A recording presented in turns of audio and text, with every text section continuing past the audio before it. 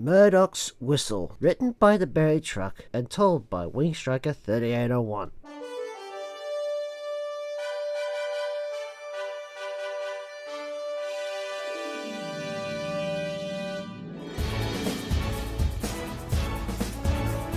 Plate layers were inspecting the track on the main line. Plate layers were inspecting the tracks on the main line. They checked the rails for signs of wear and replaced ballast where needed. It was imperative that the engines whistled to tell the men to clear the line.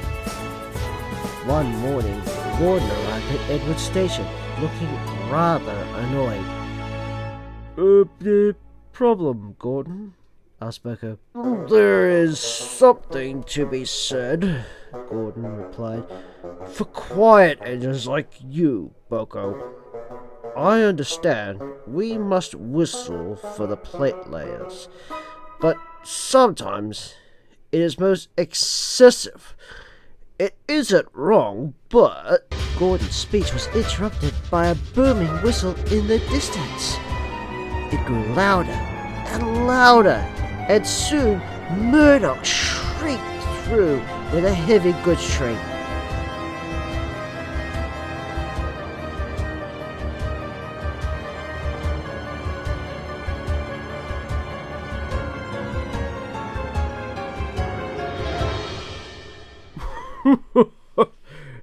Well, I rest my case, Gordon harumphed.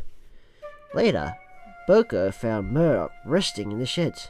If you've come to complain about my whistle, snapped Murdoch, I've had quite enough from Gunnar. Well, I'm not complaining. I'm concerned, Boko interjected. I've never heard you make such a racket. It's this blasted new driver. He seems to think my whistle's a toy. Blows it at any chance he gets. Too long and much too loud. Murdoch shuddered. I tell her to stop, but he only laughs. I quite understand, murmured Boko. In my experience, new drivers tend to learn their lesson rather quickly. It gotta happen quickly enough, Murdoch sighed. The plate layers had nearly reached Marion Station. Every day, Murdoch would rush past whistling before reaching the men, and long afterwards too. You gotta wear him out at this rate, sighed the fireman. Nonsense, scoffed the driver. Engines like him are meant for it. Why give him a big booming hooter if you're not going to use it? You don't think you understand just which engine you're driving, chuckled the fireman. You'll never want to whistle again after you've thrown off the fireman. Right. Murdoch grew increasingly irritated at the sound of his own whistle, and barely said a word to anyone as he scowled down the line. Boko tried to comfort him, but the other engines weren't as sympathetic. When do we get some of that peace and quiet you're always moaning about? Teased Henry and James.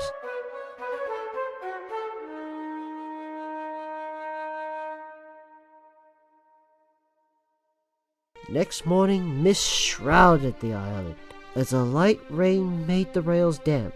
As Murdoch set off with his goods train, he struggled to steer the line ahead. All too often, his focus was broken by his own whistle. Oh, will you stop that? He barked at the driver. This journey will be hard enough without you making that racket. We have to let people know we're coming, especially in this mess, don't we? The driver replied with a smirk.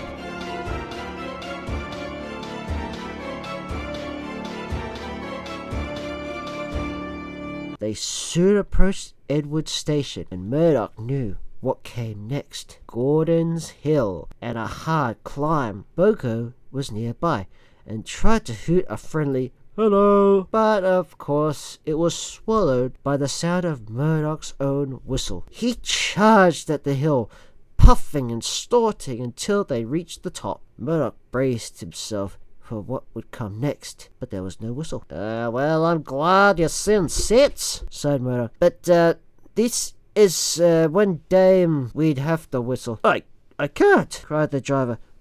Something's jammed. Murdoch went pale. The plate layers were just down the line. The driver pulled the whistle chain with all his might, but nothing came out. Oh, look out! Look out! Murdoch shouted into the mist.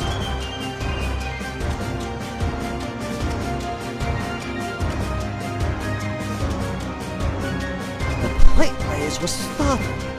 They saw the silhouette of an engine and jumped clear just in time.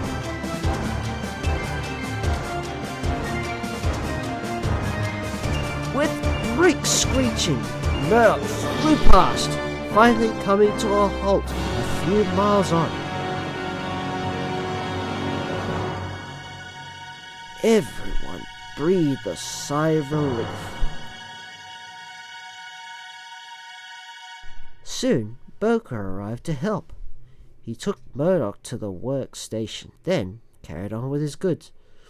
Well, I dare say the lesson has, been learnt. Boker winked as he saw Sir Tom Hat talking severely to the driver. Soon, he came to see Murdoch. I'm very proud of you, Murdoch. The plate layers tell me you've never been so loud. Your quick thinking prevented a nasty accident. We'll soon have you mended, but for now, I'm sure you'll enjoy some whistle-free moments of peace. Well, thank you, sir. Chuckled Murdoch.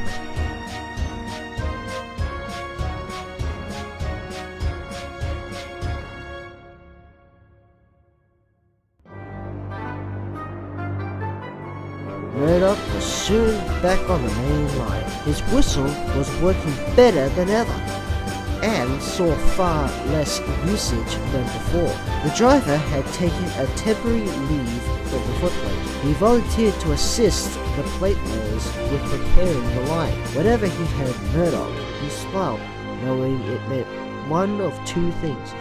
Either A warning to stand clear, or B, a means of aggravating Gordon.